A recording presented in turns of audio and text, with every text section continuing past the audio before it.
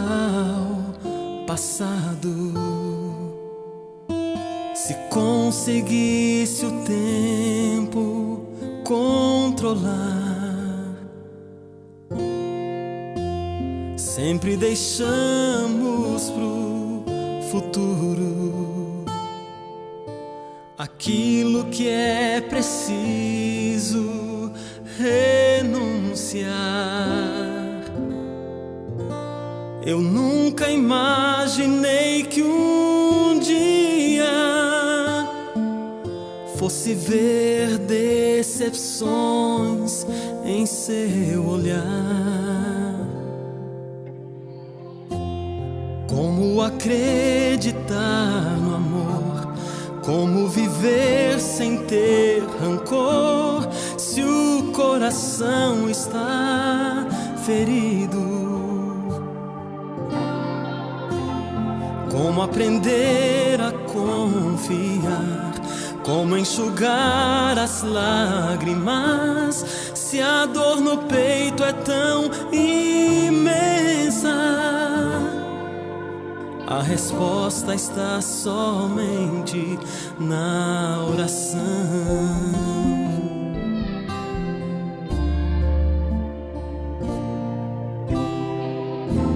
Parece não existir saída.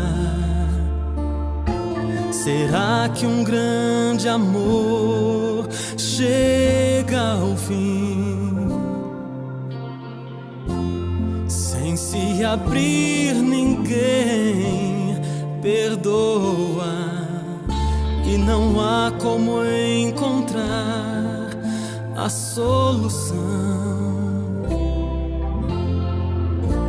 As provações transformam vidas, acendem emoções no olhar.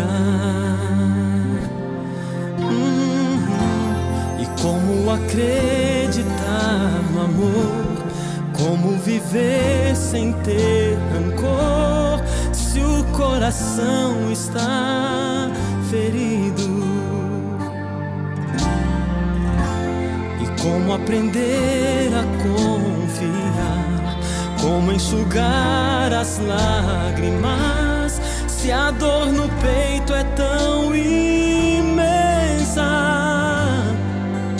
A resposta está somente na oração.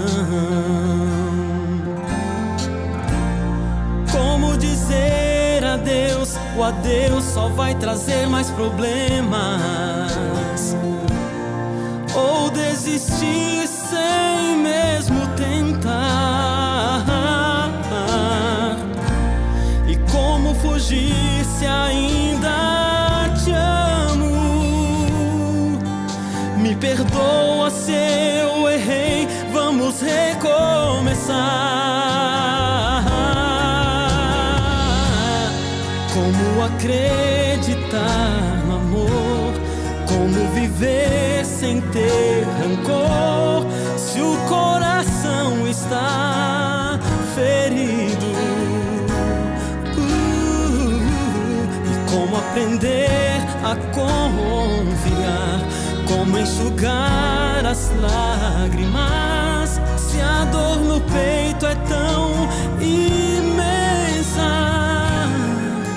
A resposta está somente na oração.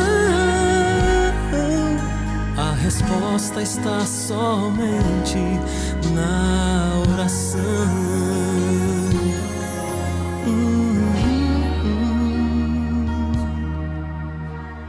Sim, está somente na oração.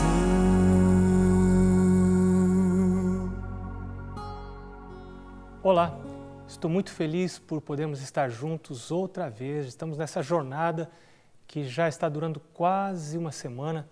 Eu quero cumprimentar você que está nos acompanhando todos os dias nessa jornada. Estamos estudando temas sobre família dentro da Bíblia, porque o que tem a ver com família tem a ver com a vida da gente, tem a ver com as emoções da gente, tem a ver com os relacionamentos da gente, Que bom que você está conosco. Se você está chegando pela primeira vez para estudar a Palavra de Deus conosco, eu quero dizer para você que você não veio por acaso.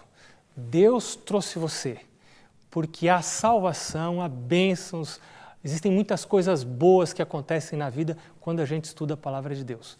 Hoje nós vamos estudar sobre a blindagem e a permanência, a importância da permanência nos relacionamentos, a importância da gente cumprir a ordem de Jesus para não separar, para não romper os relacionamentos. Mas antes de orarmos, de estudarmos a Bíblia, duas coisas.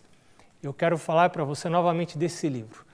Você percebeu que eu estou fazendo propaganda desse livro todas as noites? Isso é de propósito, porque considero esse livro muito importante. Eu tenho recomendado esse livro para todos os casais que eu sei que vão casar.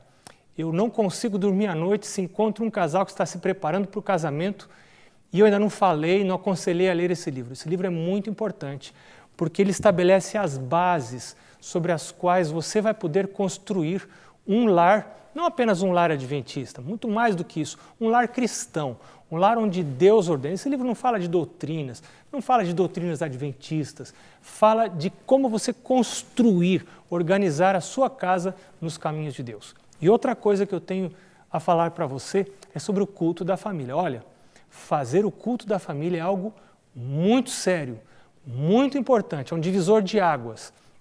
Uma família é outra depois que começa a fazer o culto. Realizar o culto da família todos os dias, de manhã e à tarde. O culto deve ser muito curtinho, muito rápido.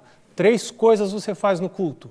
Você canta, você estuda a Bíblia, você lê a meditação matinal, um outro livro meditacional e você ora. Essas 3 coisas são muito importantes.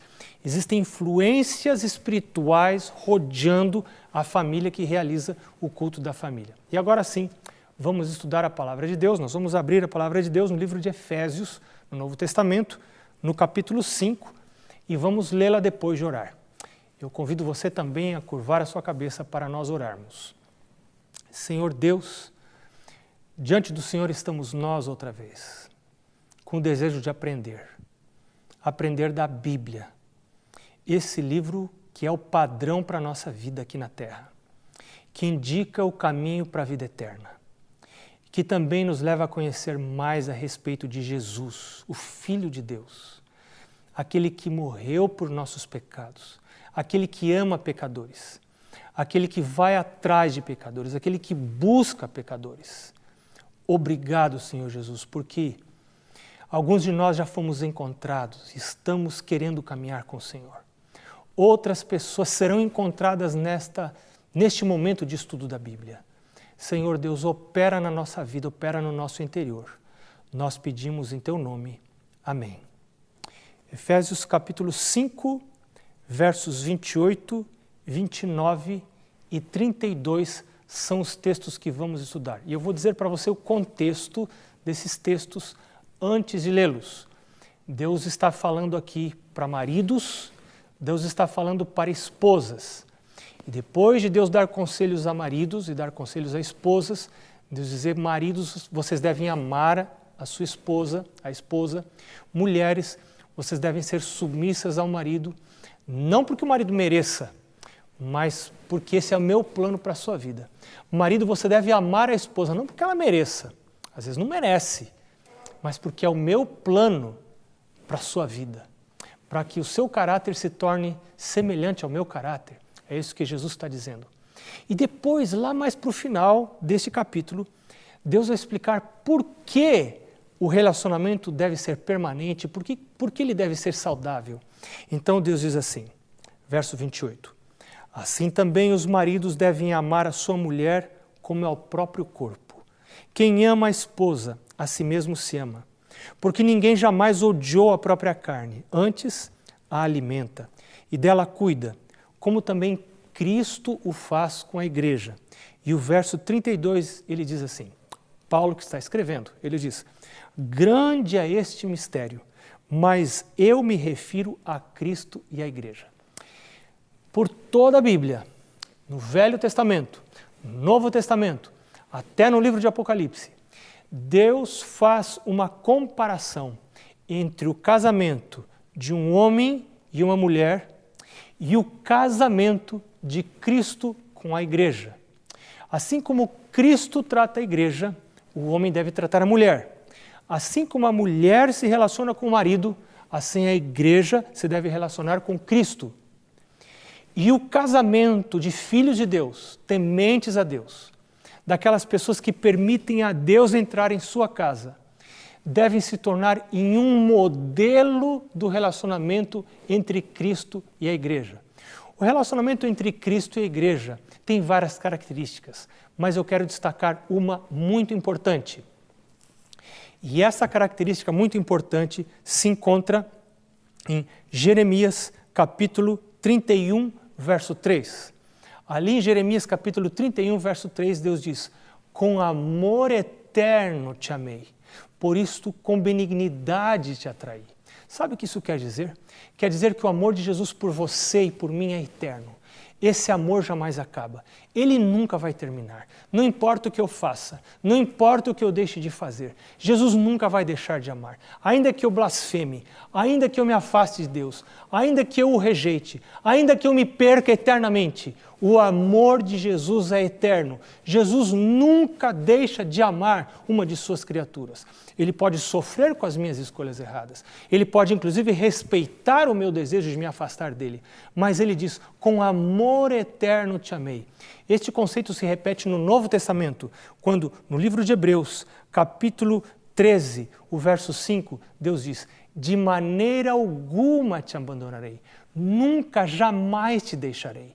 De maneira alguma Deus me abandona. Eu posso abandonar a Jesus, eu posso escolher rejeitar a Deus, eu posso escolher não querer saber nada de Deus, mas Deus diz, eu nunca vou deixar você. Se houver um abandono, esse abandono vai ser da sua parte, esse abandono nunca vai ser da minha parte. Isso é Jesus que diz, o marido que diz, o marido da igreja que afirma, nunca vou abandonar você, não importa o que você faça, não importa o que você deixe de fazer, se você cozinhar para mim, não cozinhar para mim, se você me tratar bem ou não me tratar bem, se você tiver relação sexual comigo, não tiver relação sexual, eu nunca vou deixar de você, com amor eterno te amei, por isso com benignidade te atraí, eu nunca vou abandonar você.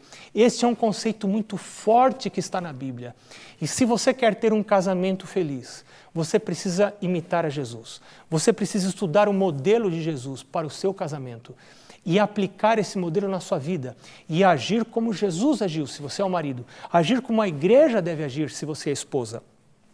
Deus dá algumas orientações sobre divórcio na Bíblia, na palavra de Deus, nós vamos estudá-las hoje. E a primeira que vamos estudar está na primeira carta aos Coríntios, capítulo 7, dos versos 10 ao verso 16, e depois o verso 39. Vamos ler então, primeira carta aos Coríntios, capítulo 7, verso 10, começando o verso 10, diz assim a palavra de Deus, ora, aos casados ordeno não eu, mas o Senhor, que a mulher não se separe do marido. Olha, nós vamos falar de um assunto muito delicado hoje. Estamos falando sobre separação, sobre divórcio. Nós não queremos eu não quero emitir aqui nenhum juízo. Todo julgamento pertence a Deus. Nós sabemos que hoje cada vez mais os relacionamentos estão piorando. Existem várias razões para que os relacionamentos piorem e muitos deles terminem em divórcio. Mas eu quero dizer uma coisa para você. Apesar de as estatísticas mostrarem que mais da metade dos casamentos que acontecem hoje vão terminar em divórcio, mais da metade, existe um estudo muito interessante realizado nos Estados Unidos com casais que frequentam a igreja e realizam o culto da família. Desses casais, veja bem, dos casais, todos os casais da sociedade em geral, de cada 2 casamentos, um termina em separação. Destes outros casamentos em que os casais vão à igreja regularmente e realizam regularmente, diariamente o culto da família, apenas um casamento em 1340 termina em divórcio. Apenas um em mais de 1000 casamentos termina em divórcio. Algo deve acontecer de diferente com aqueles casais que buscam a Deus? Mas nós temos que reconhecer que existem problemas muito sérios que estão fora do alcance da solução humana. Existem doenças mentais que às vezes podem tornar o relacionamento muito difícil. Existem vezes em que existe risco de vida, ou melhor, risco de morte. Então, nós não queremos julgar, emitir juízo, nós apenas queremos estudar o que diz a palavra de Deus, para que ao tomarmos uma decisão, ao você tomar uma decisão, você que está passando por um momento difícil no seu casamento, você possa conhecer o que diz a palavra de Deus. Deus diz aqui, na primeira epístola aos Coríntios, capítulo 7, verso 10, ora, aos casados ordeno, não eu, mas o Senhor, que a mulher não se separe do marido. Verso 11, se porém ela vier a separar-se, que não se case ou se reconcilie com o marido. Ou seja, algumas pessoas dizem que não deve haver separação em hipótese alguma. Deus orienta que não devemos nos separar. A separação deslustra a imagem de Deus que deve ser refletida num casamento saudável, num casal que se dá bem. É lamentável quando isso acontece, mas Paulo aqui está reconhecendo que pode haver alguma circunstância em que necessite haver uma separação. Há casos muito difíceis de abuso sexual de crianças por parte de um dos cônjuges. É difícil manter um casamento numa situação assim. Então Paulo está dizendo, se porém vier a separar-se, que não se case ou que se reconcilie com o marido. Separou, não se case ou se reconcilie com o marido. E que o marido não se aparte da mulher. Deus está dizendo que casamento é uma coisa séria. Compromisso feito diante de Deus, como nós já estudamos, é algo muito sério. Um voto feito de Deus é honrado pelo céu. Quando você faz um compromisso de casamento, você está fazendo entre Deus, entre o marido e entre a esposa. Deus está envolvido nesse processo. Não é possível um rompimento sem que haja algum tipo de perda, e perda séria. Deus sabe disso.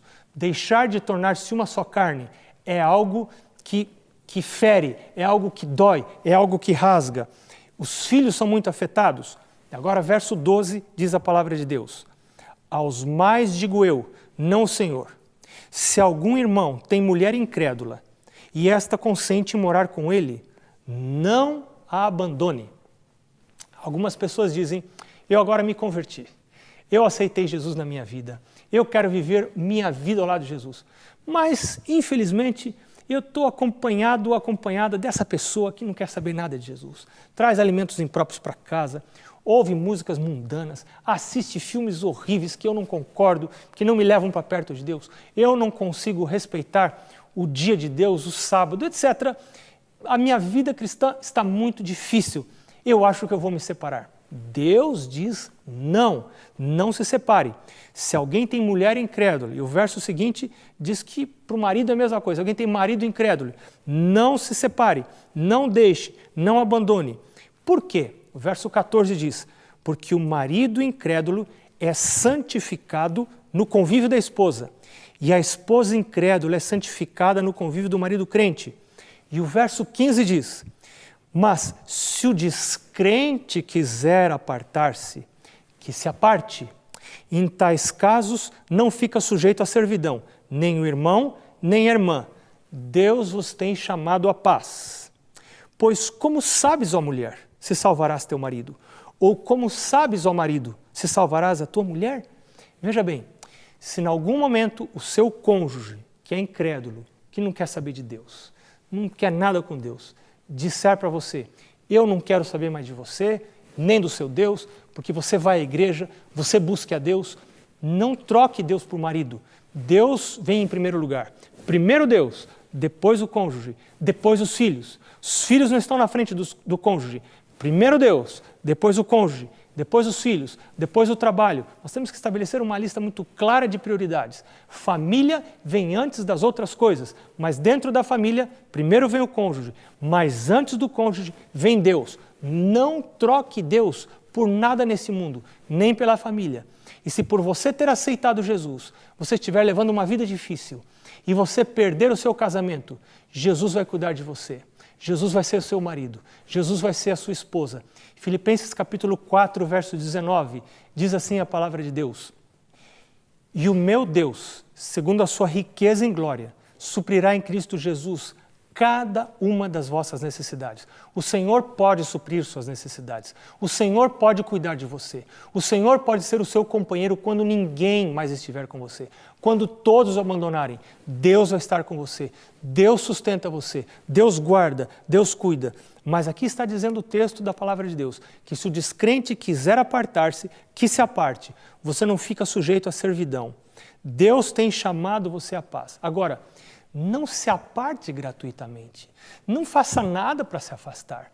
Não faça nada para afastar o seu cônjuge, porque ele vai ficar pensando, essa religião, esse Deus, essa igreja foi o responsável por acabar com o meu casamento.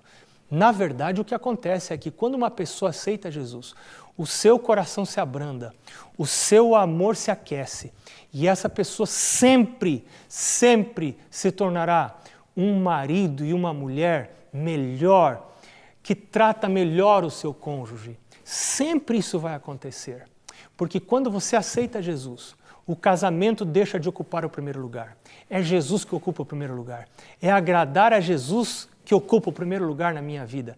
E esse será o meu objetivo de vida. Verso 39 ainda de 1 Epístola aos Coríntios, capítulo 7. Verso 39 é um outro texto que diz que a mulher está ligada enquanto vive o marido.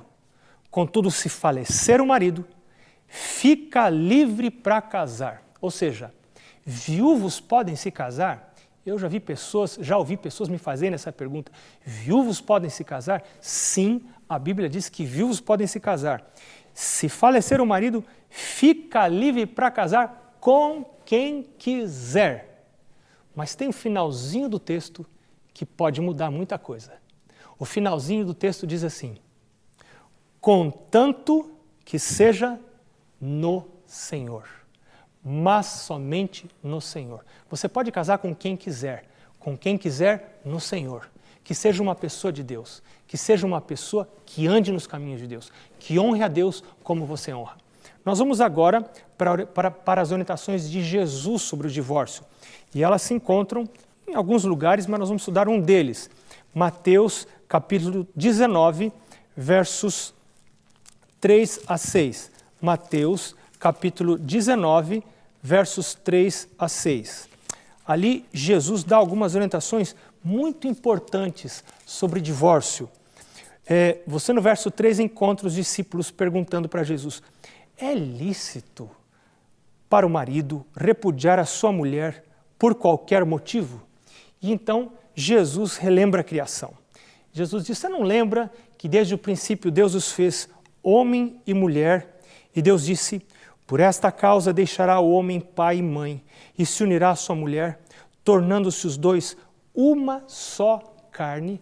Veja, o meu braço é uma só carne com o meu corpo. Não é possível separar o meu braço do corpo sem um trauma muito grande, sem um trauma violento, inclusive com risco de morte, porque eu posso perder muito sangue, pode acontecer uma hemorragia muito séria e eu posso chegar a perder a vida. Então, a separação de alguém que se tornou uma só carne é algo muito sério. Verso 6 diz: de modo que já não são mais dois, porém uma só carne. Portanto, o que Deus ajuntou, não o separe o homem. Deus ajuntou. Aquilo que Deus ajuntou, aquilo que foi feito na presença de Deus, o homem não deve separar. E então, eles responderam para Jesus: por que então mandou Moisés dar carta de divórcio? Por que Moisés permitiu o divórcio? E Jesus apresenta a razão no verso 8. Jesus diz: por causa da dureza do vosso coração é que Moisés vos permitiu repudiar a vossa mulher. Entretanto, disse Jesus, não foi assim desde o princípio. Isso me tocou muito. Quando a Mari e eu estávamos com problemas muito sérios, estávamos pensando em separação, no início do nosso casamento, sofrendo muito, este foi um dos textos que Deus usou para falar a minha mente. Deus estava dizendo para mim: meu filho, Moisés permitiu o divórcio. Moisés, inclusive, normatizou o divórcio por causa da dureza do coração. Mas Deus não deseja que eu tenha um coração duro. Deus deseja que eu tenha um coração sensível. Deus deseja que eu tenha um coração amoroso. Mas o texto continua. Nós vamos voltar a esse assunto do coração logo, logo. Mas o texto continua no verso 9. Jesus então estabelece uma regra. Eu, porém, vos digo, quem repudiar sua mulher, não sendo por causa de relações sexuais ilícitas, e casar com outra, comete adultério. E o que casar com a repudiada, comete adultério. Retire desse texto a palavra a frase não sendo por causa de relações sexuais ilícitas. O texto fica assim: quem repudiar a sua mulher e casar com outra, comete adultério. E o que casar com a repudiada, comete adultério. Esta é a regra geral. Qual é a exceção? A exceção, que é quando Deus permite um novo casamento, ainda que haja divórcio, e é a única condição, além da morte, se o seu cônjuge falece, Deus permite que você, como viúva, case-se novamente. Mas a outra condição para você se casar, havendo divórcio, havendo separação, e aparece nesse texto do verso 9, é apenas no caso em que seu cônjuge tenha praticado relações sexuais fora do casamento. Se seu cônjuge pratica relação sexual fora do casamento, então pode haver novo casamento. Mas Jesus não está abrindo portas para um novo casamento quando há incompatibilidade, quando há violência na família, quando há risco de morte, por exemplo. Não há essa abertura na palavra de Deus. E aí os discípulos ficaram muito preocupados. Os discípulos disseram, quem pode aceitar isto? E Jesus responde no verso 11, finalzinho do verso 11, nem todos são aptos para receber este conceito, mas apenas aqueles a quem é dado. Deus pode dar esse conceito de que eu preciso ter um coração brando, que eu preciso ter um coração transformado, que eu não posso me casar de novo, a não ser que haja envolvimento sexual do meu cônjuge com outra pessoa. E aí Jesus completa, o verso 12, porque há eunucos de nascença, há outros a quem os homens fizeram tais, e há outros que a si mesmo fizeram eunucos por causa do reino de Deus, do reino dos céus. Quem é apto para admitir, admita. Aqui está um segredinho que Jesus nos dá. Há pessoas inabilitadas para a relação sexual e para o matrimônio. Algumas por nascimento, outras por acidente, outras, porque no passado isso era comum, foram feitas eunucas, ou foram feitos eunucos. Perderam a habilidade, a capacidade de ter relacionamento sexual. Mas aqui a palavra de Deus está dizendo que há pessoas que escolheram sublimar esse aspecto importante, relevante da vida por causa do reino de Deus. Por causa do reino de Deus, talvez eu não possa me casar novamente. Por causa do reino de Deus, talvez você não deva se casar novamente. Quem é apto para receber esse conceito? Só aqueles a quem lhes é dado. E Jesus diz que Moisés permitiu o divórcio, Moisés permitiu o novo casamento, lá no Velho Testamento, por causa da dureza do coração. Agora, filho de Deus, filha de Deus, Jesus está chamando, me convidando para receber um coração novo. Ele está dizendo, filho meu, dá-me o teu coração e os teus olhos se agradem dos meus caminhos. Filho, eu quero tirar de você o coração de pedra. Eu quero dar para você um coração de carne, um coração amoroso, um coração perdoador, um coração misericordioso, um coração que perdoa maus tratos, um coração que não se vinga. O meu coração, por natureza, é vingativo. O meu coração não perdoa, mas Jesus quer mudar o meu coração. E no início do meu casamento, com a Mari, nós dois tivemos que aprender a pedir para o Senhor um novo coração. Eu quero convidar você agora, enquanto o Robson canta, a pedir a Deus um milagre, o milagre de um novo coração. Pode ser que algumas pessoas Deus esteja chamando agora para o batismo também.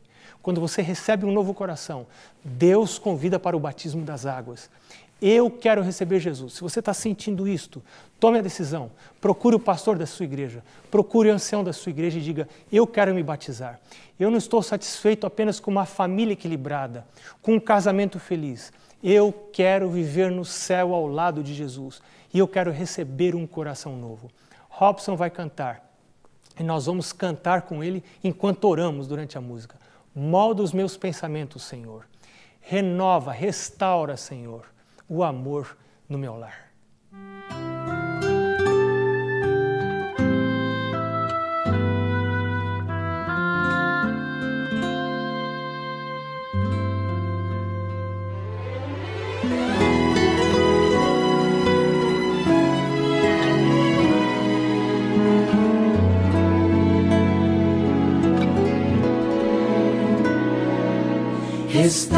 Senhor, o amor em meu lar, restaura.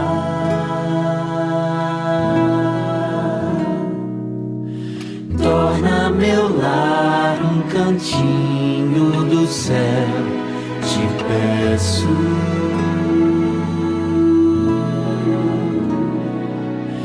Molda-me os pensamentos, vem e permeia meu ser. Revela-me tua vontade, ensina-me tua verdade. Restaura, Senhor, o amor em meu lar.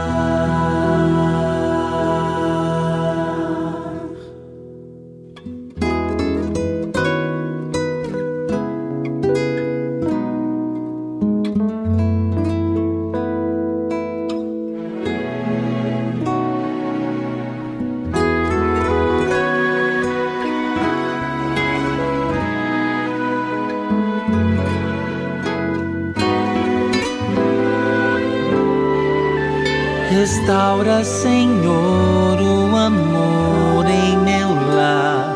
Restaura.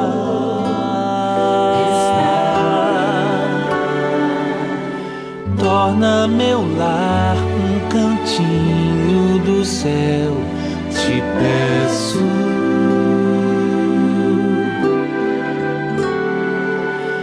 Molda-me os pensamentos,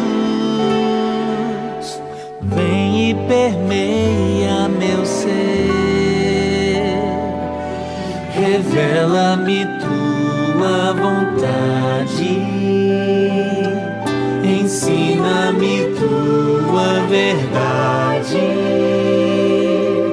Restaura, Senhor, o amor em meu lar.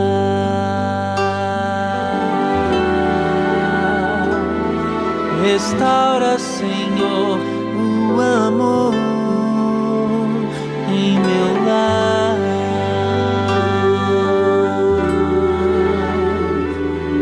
Habita para sempre, Senhor,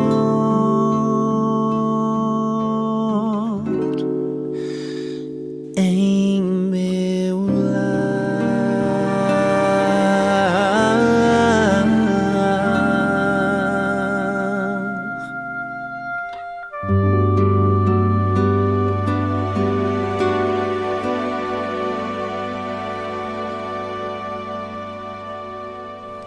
Senhor Deus, aqui estivemos hoje em busca de milagres, milagres grandes, coisas impossíveis para nós seres humanos. E o maior desses milagres é a mudança do nosso coração. Senhor Deus, opera esse milagre, por amor do Teu nome. Coloca dentro do nosso coração o Teu coração, os Teus pensamentos, os Teus sentimentos. Cria em nós um desejo de sermos semelhantes a Jesus no caráter. Existem pessoas aqui hoje a quem o Teu Espírito está chamando, não só para uma mudança de coração, mas também para um novo nascimento através do batismo. Senhor Deus, aceita estas decisões que estão sendo tomadas. Nós entregamos estas pessoas e a nós mesmos em Tuas mãos, em nome do Senhor Jesus. Amém.